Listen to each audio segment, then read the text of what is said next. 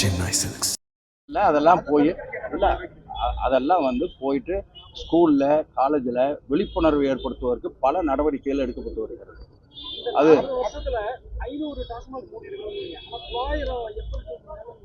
இல்லை FL2 இல்லை FL2 FL3லாம் இப்போ வந்து நீங்கள் ஒரு ஹோட்டல் கட்டுறாங்க, அது FL3ங்கிறது ஒரு கட்டாயமாகிறது. ஏன்னா அதெல்லாம் வந்து ஃபாரினர்ஸ் வந்து தங்குறாங்க பண்ணுறாங்க, அதெல்லாம் ஒரு முறை இருக்குது. FL3 பொறுத்தவரையிலும் FL2 பொறுத்தவரையிலும் அவங்க வந்து ஒரு லிமிட் வச்சுருக்காங்க. அவங்க வந்து போலீஸ் அதெல்லாம் அனுமதிக்காமல் நேராக கவர்மெண்ட் கொடுத்துட்றது. அதனால் இதில் அரசாங்கம் தெளிவாக இருக்கிறது. இதை கிராஜுவலாக குறைக்கணுங்கிறதுல தெளிவாக இருக்கு. எனக்கு தெரியல, இங்கே நடந்த சம்பவம் ஏதாச்சும் சொன்னீங்கன்னாக்க நான் சொல்ல முடியும். நான் அது இல்லை போயிட்டு இருக்கு, என்னன்னு நான் விசாரிச்சு சொல்கிறேன். திட்டங்களால மக்கள் பயனடைகிறான்னு சொன்னீங்க, ஆனா அதே டாஸ்மாக்னால தான் மக்கள் அழிகிறாங்க. பெண்களும் போனது டாஸ்மாக் சொல்றேன்.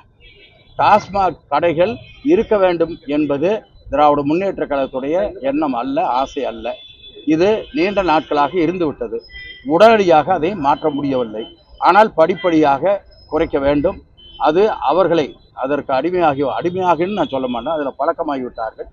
எனவே அவர்களை கொஞ்சம் கொஞ்சமாக மாற்றி கொண்டு வர வேண்டும். திடீரென்று ஒரே நாளில் தூக்கி எறிந்து விட முடியாது. எனவே படிப்படியாக அதற்கான நடவடிக்கை எடுக்க வேண்டும் என்பதில் மாண்பு முதலமைச்சர் அவர்கள் தெளிவாக இருக்கிறார்கள்.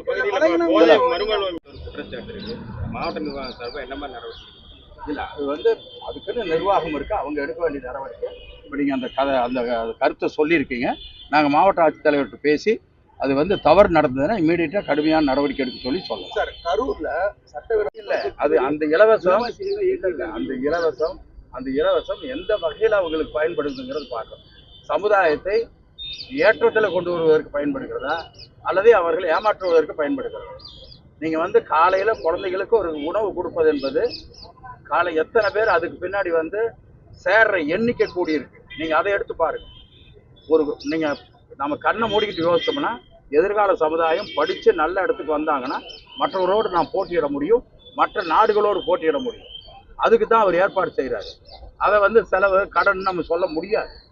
அதுக்கு வாங்குகிற கடன் நாம் போடுகிற நம்முடைய எதிர்காலத்திற்காக போடுகிற முதலீடு. எனவே இதெல்லாம் நம்ம மனசில் வச்சுக்கணும். வாணிசாகர் பகுதியில்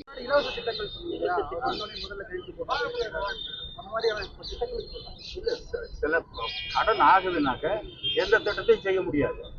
நீங்கள் ஒரு பெண் காலையில் எந்திரிச்சு குழந்தைக்கு சாப்பாடு செஞ்சு கொடுக்க முடியாத நிலைமையில் இருக்கும்போது அதை அரசாங்கம் ஏற்றுக்கொண்டு ஒரு செலவு என்று சொன்னால் அது மாதிரி 100,000 செலவை நாம் ஏற்றுக்கொள்ளணும்.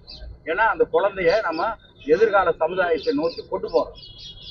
அந்த குழந்தை நாங்கள் போனோம், நான் அதெல்லாம் ப்ராக்டிக்கலாக சொல்கிறேன், சும்மா விளம்பரத்துக்காக நான் சொல்கிறேன்.